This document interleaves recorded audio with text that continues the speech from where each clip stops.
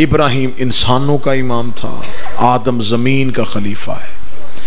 जो इंसानों का इमाम है वो अलैहिस्सलाम है। जो सिर्फ ज़मीन का खलीफा है वो अलैहिस्सलाम। जो कबीले का नबी है वो अलैहिस्सलाम है। अब ये जितने भी अलैहिस्सलाम हैं ये जन्नत में जाएंगे और फिर ये जन्नत में जाके जन्नत की रहशी हो जाएंगे और जन्नती कहलवाएंगे। और जन्नत मलकियत है हसनैन की।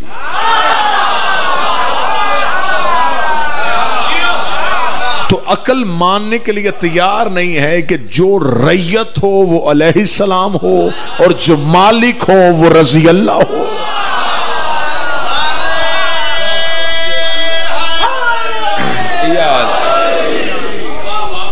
हजरत आदम को हो, ये एक जुमला था, ये जुमला मोतरजा था, जो जुमला आ गया और असर हाज़र में इसकी ज़रूरत थी, मैंने नतीजा दिया। असल गुफ्तगू है कि हज़रत इब्राहीम की इमामत पे, हज़रत इब्राहीम को अल्लाह ने इमाम बनाया था। खुदा ने हज़रत इब्राहीम से इमामत के लिए कुर्बानियाँ मांगी थी। पहली कुर्बानी मांगी थी नारे नमरूद में छलांग लगाने के लिए। जब नमरूद ने एक बहुत वसी और अरीज आग जलाई थी और हजरत इब्राहीम ने उस आग में छलांग लगाई, और जिसके बारे में शायर मशरक ने कहा था, बेखतर कूद पड़ा आतिशे नमरूद में इश्क। अक्ल थी महवे तमाशा लबे बाम, अभी अक्ल अभी सोच रही थी या इश्क बाजी ले गया। हजरत इब्राहीम को खुदा ने जान का इम्तिहान दिया, पास कर लिया। बकरियां दुम्बे चराया करते थे, फरिश्ते ने सबूहन कदूस की तस्बीह पढ़ी, तस्बीह बड़ी अच्छी लगी। इब्राहीम ने कहा मुझे दोबारा सुना। उसने कहा एक शर्त पे सुनाऊंगा, आधा रेवड़ दे दे। आधा रेवड़ दे दिया, फिर तस्बीह सुनी, फिर अल्लाह की तस्बीह के लिए फिर फरमाइश की, फिर उसने पूरा रेवड़ मांग लिया, पूरा रेवड़ दे दिया, फिर अल्लाह की तस्बीह सुनी। माल का इम्तिहान इब्राहीम ने पास कर लिया। जान इम्तिहान पास हो गया, माल इम्तिहान पास हो गया। अब इब्राहीम का आखिरी और मुश्किल तरीन इम्तिहान था औलाद का। इब्राहीम ने नारे नमरूद में छलांग लगाई, खुदा ने इब्राहीम की जान ली नहीं, वापस कर दी। अल्लाह की तस्बीह सुनने के लिए रेवड़ कुर्बान किया, खुदा ने रखा नहीं, वापस कर दिया। वो जिससे तस्बीह सुन रहा था उसने बता दिया कि मैं बंदा नहीं अल्लाह का फरिश्ता हूं। खुदा ने तेरा इम्तिहान लेना था, तेरा इम्तिहान पूरा हो गया, रेवड़ वापस हो गया। हत्ता कि खुदा ने बेटे की कुर्बानी मांगी। इब्राहीम ने बेटे की गर्दन पे छुरी रखी, लेकिन अल्लाह ने आसमान से दुम्बा भेज दिया, नबी का बेटा बच गया। हजरत इब्राहीम से खुदा बार बार कुर्बानी मांगता था, वापस कर देता था। जान मांगी, दी, वापस कर दे। फिर कहा माल दे, उसने दे दिया, फिर वापस। औलाद दे, दी, वापस कर दी। इसलिए कि इब्राहीम के दौर में इश्क का बचपन था। मेरे सामने वो अहबाब तशरीफ फरमा है कि कुछ ऐसे हैं जिनके घर में पोते हैं, जिनके घर में नवासे हैं, जिनके घर में बच्चे हैं। बच्चे के हाथ में कोई चीज हो, वो खाने के लिए हाथ में पकड़ के बैठो, चीज उससे प्यारी हो। बुजुर्ग होता है बेटा मुझे दे, वो बच्चा एक बार चीज की तरफ देखेगा, फिर मांगने में, और फिर दे देगा। जो ही उसके हाथ में आएगा वो बुजुर्ग बच्चे को करीब बुलाएगा, सीने से लगाएगा, प्यार करके वापस आएगा। अब उससे पूछो,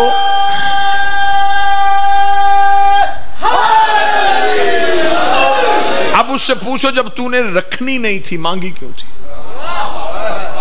वो कहेगा मुझे चीज नहीं चाहिए थी, मैं देखना चाहता था इसे मुझसे मोहब्बत कितनी है, इसे ये चीज प्यारी है या मैं प्यारा हूं, इसे मोहब्बत, इसने दे के मोहब्बत का इजहार कर दिया। मुझे चीज नहीं देखनी थी, मुझे इजहार देखना था। इसने मोहब्बत का इजहार कर दिया, मैंने इसे वापस कर दिया।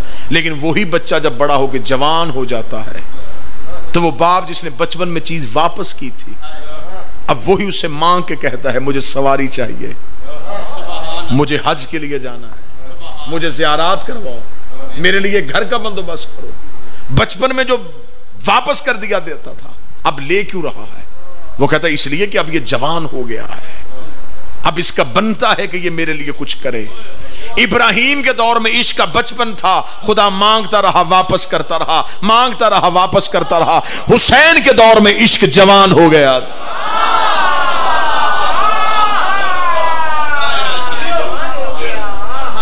जो काम इब्राहिम की ख्वाब में था हुसैन ने उसको ताबीर करके दिखाया। हर एक मौलवी आपको कुर्बानी के दिनों में कहेगा इब्राहिम ने ख्वाब देखा, इब्राहिम ने ख्वाब देखा, इब्राहिम ने ख्वाब देखा। पहली बात ज़हन में रखना, नबियों के ख्वाब हमारे ख्वाबों की तरह नहीं होते।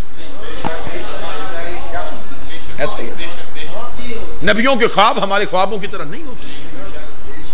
लक़द सदक़्त रुया, इब्राहिम ने, कुरान कहता है कि इब्राहिम ने अपने ख्वाब को सच्चा करके दिखाया। अब जाके सारे कहते हैं ख्वाब देखा, ये पूछो कि ख्वाब में देखा क्या था? आखिर क्या देखा था जिसे सच्चा करने के लिए चल पड़ा? फरिश्ता देखा था, अल्लाह की आवाज आई थी, क्या देखा था? मासूमीन फरमाते हैं कि इब्राहिम को ख्वाब में वाक़या करबला दिखाया गया। दरूद वाला था ना इब्राहिम, करबला दिखाया गया। मैं फजाइल पढ़ रहा हूं। इब्राहिम ने प्यास देखी, इब्राहिम ने बीवी और बेटा सहरा में प्यासा छोड़ दिया, एक ऐसी वादी में ले जाके छोड़ दिया जहां दूर दूर तक पानी कोई नहीं था, और खुद चला गया। ये वो ख्वाब जी कि प्यासा रहना पड़ता है। इब्राहिम प्यास का इम्तिहान पूरा करना चाहता था, मां मजबूर हो गई। मां दौड़ना शुरू हुई बेटे के लिए पानी ढूंढने के लिए। वो जो दौड़ी थी उसे आज सफा और मरवा कहते हैं। दुरूद सारे हजरात मिलके बुलंद आवाज से,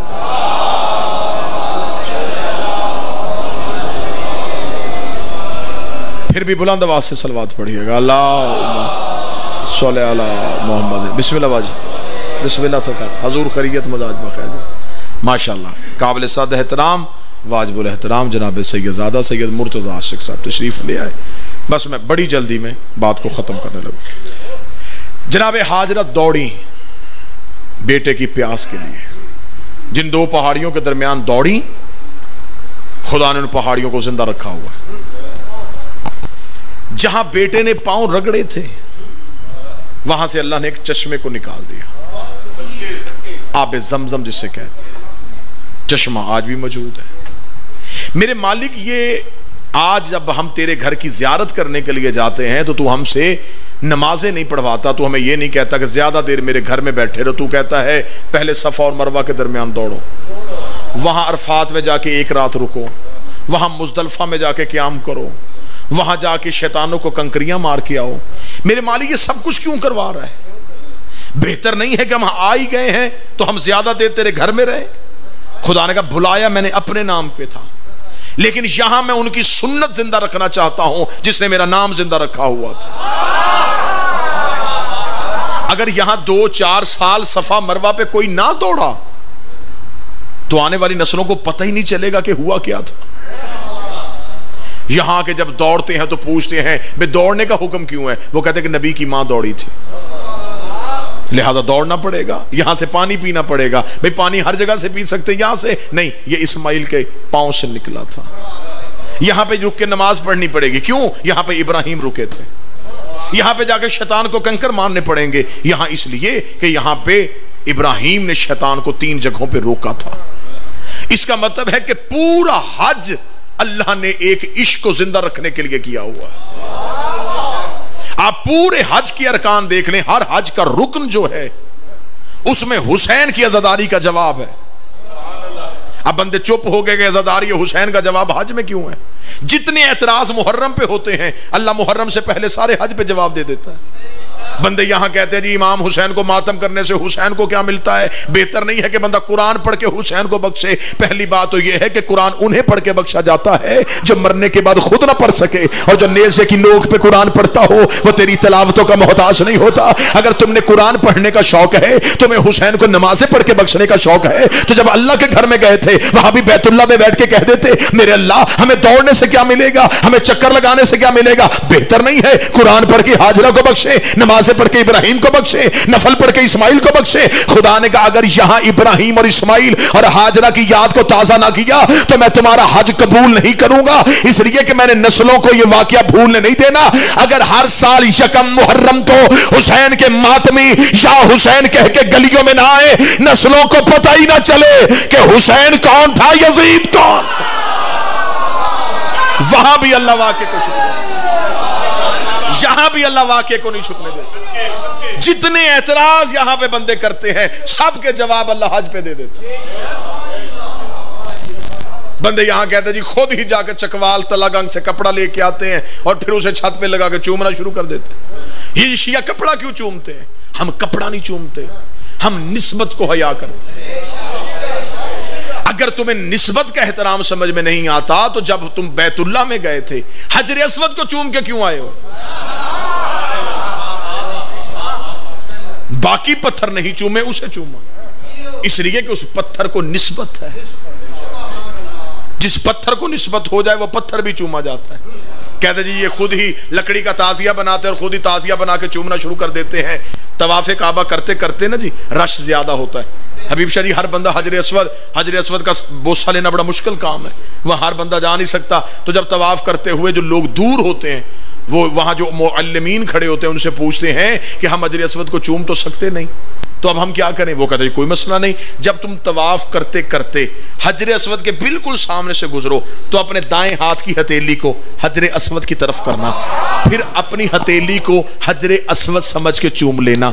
चूमोगे हथेली सवाब हजर अस्वद का होगा, चूमोगे हाथ सवाब हजर अस्वद का होगा। अब मैं मौलवियों से पूछता हूं कि चूमा हाथ था सवाब हजर अस्वद का कैसे हो गया? उन्होंने कहा चूमा हाथ था लेकिन नीयत में हजर अस्वद था। हम चूमते ताजिया है, नीयत में रोजा हुसैन होता है। जैसे आप नीयतों की वजह से चूमते हैं हम भी नीयतों की वजह से। यहां लोग एतराज करते हैं शिया अपने जुलूसों में मस्तूरात को साथ लेके जाते हैं। इस्लाम तो पर्दे का हुक्म देता है, इस्लाम तो हया का हुक्म देता है, इस्लाम तो औरत को चार दीवारी से निकलने नहीं देता। तो फिर ये शिया खवातीन मजालस और जुलूसों में क्यों आती है? जिन लोगों को मजलिस में गैरत आती है, जब जो मजलिसों में आती हैं वो मजमे में किसी की माँ, किसी की बहन, किसी की बेटी, लेकिन जब तवाफ़े काबा करते हो औरत किसी मुल्क की, मर्द किसी मुल्क का, तो वहां भी सऊदी अरब के फरमा रवा को कहो कि वहां फतवा जारी कर दे कि एक दिन औरतें तवाफ करेंगी, एक दिन मर्द तवाफ करेंगे। कहते नहीं जी ये अल्लाह की इबादत है, इबादत में जायज होता है मर्द और औरत का इकट्ठे इबादत बजा लाना। तो जिसने काबा बनाया था अगर वहां जायज हो सकता है तो जिसने काबा बचाया था। अगला एतराज का शाह जी तशरीफ ले, मैं ज्यादा देर जहमत नहीं देना चाहता। अगला एतराज ठीक है आप इमाम हुसैन को माना करें, यजीद पे लानत क्यों करते हैं? ये लान तबर्रे वाला काम अगर शिया छोड़ दें हम मदरसों में आने के लिए तैयार हैं, क्योंकि अगर किसी ने बुरा किया है तो क़यामत वाले दिन अल्लाह फैसला कर लेगा। हम कौन होते हैं किसी को बुरा कहने वाले? तो अगर आप किसी को भी बुरा नहीं कहना चाहते तो फिर आप जब हज करने गए थे सिर्फ तवाफ करके आते, शैतान को पत्थर क्यों मार के आए? और 3 जगहों पे उसे पत्थर मारे जाते हैं। जाओ जाके उलमा से पूछो कि 3 जगहों पे पत्थर क्यों मारे जाते हैं? इसलिए कि इसने 3 मौकों पे नबी को गुमराह करना चाहा। खुदा ने कहा इसके तीनों किरदारों पे लानत करो। पहला जब इब्राहिम इस्माइल को लेकर घर से निकल आए, इसने पहला हमला नबी की बीवी पे किया था। अकेली नबी की बीवी होती शायद गुमराह हो जाती, क्योंकि इससे पहले कई नबी की बीवियां गुमराह हो चुकी। खुदा मिसाल दे रहा है नूह और लूत की बीवियों की, गुमराह हो गई थी, लेकिन हाजरा गुमराह नहीं हो सकती थी, इसलिए कि सिर्फ मासूम की बीवी नहीं थी, मासूम की मां भी थी। नबियों की बीवियां गुमराह हो सकती हैं, मासूमों की माएं गुमराह नहीं होती। इसलिए अल्लाह औलाद भी सोच के देता है। मासूम की मां गुमराह नहीं हो सकती थी। इसने पहला हमला नबी की बीवी पे किया। इसने कहा बीबी इब्राहिम तेरे बेटे इस्माइल को ज़िबा करने जा रहा है, तुझे क्या बता के गया? बीबी ने कहा मुझे तो कह के गया दोस्त के घर दावत है। कहने लगा दावत नहीं है, बेटा ज़िबा करने आया। जनाब हाजरा ने कहा क्या करना चाहिए? कहने लगा सोच क्या रही है, जल्दी कर घर का दरवाजा खोल, इब्राहिम को रोक, इस्माइल को लेके वापस आ जा। पर्दे के अंदर बैठी इस्माइल की माँ इब्राहिम की बीवी गुस्से में आई, जलाल में आकर ला हौला वला कुव्वता इल्ला बिल्लाहिल अलियुल अज़ीम, खुदा तुझ पे लानत करे, दरवाजे पे शैतान खड़ा है। इसे कहा बीबी बाहर तू निकली नहीं, अंदर में आया नहीं, तुझे कैसे पता चल गया मैं शैतान हूँ? बीबी देख कर तूने जो नारा बुलंद किया है मुझे इससे पता चल गया है, जो नबी की बीवी को हक के मुकाबले पे घर से बाहर निकालने की कोशिश करे वो कल भी शैतान था, वो आज भी शैतान। तूने नबी की बीवी को निकाल रहा है, तू कह रहा है कि मैं घर से निकल आऊं। तू इंसान नहीं है, तू शैतान है। लिहाजा ये पहला हमला था जो इब्लीस ने किया। दूसरा हमला कब किया? जब इब्राहिम इस्माइल को लेकर चल पड़े, ये पीछे पीछे चला। इब्राहिम ने देखा मेरे साथ कोई चल रहा है। इब्राहिम ने कहा कौन है? कहने लगा तेरा हमदर्द हूं। क्यों आया है? कहने लगा रोकने आया हूं। किस बात पे? बेटे को लेकर कहां जा रहा है? फरमाया अल्लाह ने हुक्म दिया है बेटे की गर्दन पे छुरी रखूंगा। हुक्म कैसे आया है? इब्राहिम ने कहा ख्वाब देखा है, इब्लीस का रूप बदला हुआ था, एक मर्द के रूप में था। देखने लगा जाने दे इब्राहिम, ख्वाब हम भी देखते हैं, सपने हम भी देखते हैं, हमने तो आज तक बेटे ज़िबा नहीं किए, हमने तो कभी आज तक बेटे की गर्दन पे छुरी रखी। इब्राहिम ने यूं फेरती हुई नजरों से देखा ला हौला वला कुव्वता, खुदा तुझ पे लानत करे, तू शैतान है। इसने कहा तूने कैसे पहचाना? फरमाया जो नबियों को अपने जैसा समझे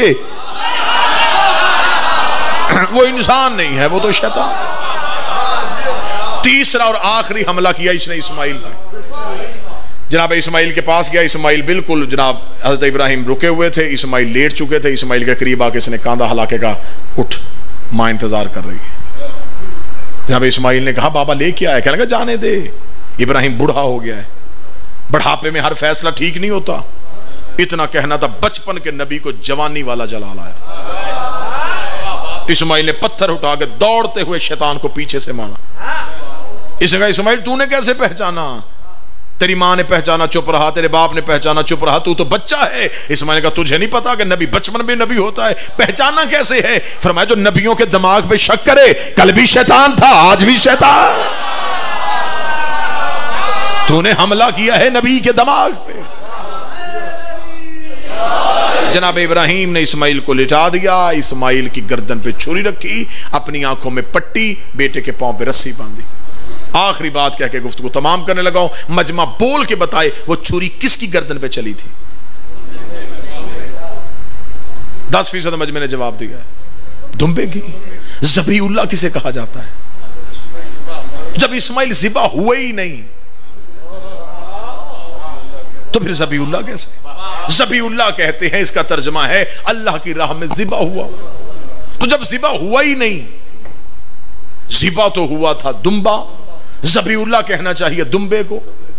जब हमने उलमा से पूछा कि इस्माइल ज़बीउल्लाह कैसे, वो कहते बेशक ज़िबा हुआ नहीं, इरादा करके लेट तो गया था ना, नीयत तो थी ना, तो लिहाजा नीयत की वजह से उसे ज़बीउल्लाह कहते हैं। मैंने पूरी तकरीर धीमे लहजे में की है, हाथ बांध के गुजारिश करना चाहता हूं, सगे बाप की छुरी के नीचे अगर एक इस्माइल इरादा करके लेट जाए उसे ज़बीउल्लाह मानते हो, और जो सारी रात मक्के के बिस्तर पे काफरों की तलवारों के नीचे इरादा करके लेटा रहा हो उसे अली वलीउल्लाह क्यों नहीं मान? अगर ये इरादे की वजह से, अगर ये इरादे की वजह से ज़बीहुल्लाह हो सकता है तो यकीनन अली इरादे की वजह से वलीउल्लाह भी हो सकता है। इस्माइल के सामने एक छुरी थी बाप के हाथ में, अली के सामने 70 तलवारें थी काफरों के हाथ में।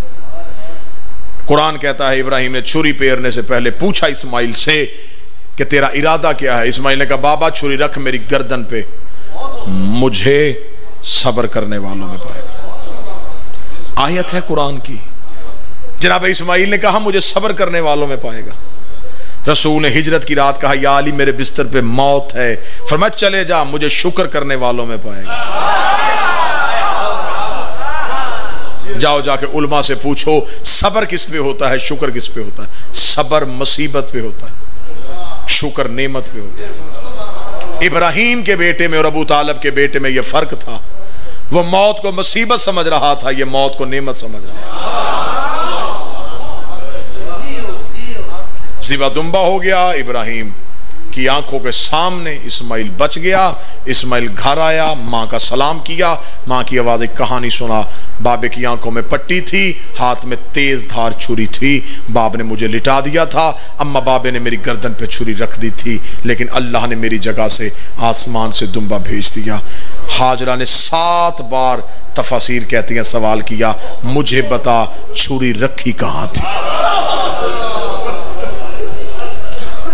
इस्माइल जगह दिखाते, मां बोसा लेती, गश कर जाती, गश से उठती, फिर कहती बता कहां रखी थी। इस्माइल जगह दिखाता, फिर गश कर जाती।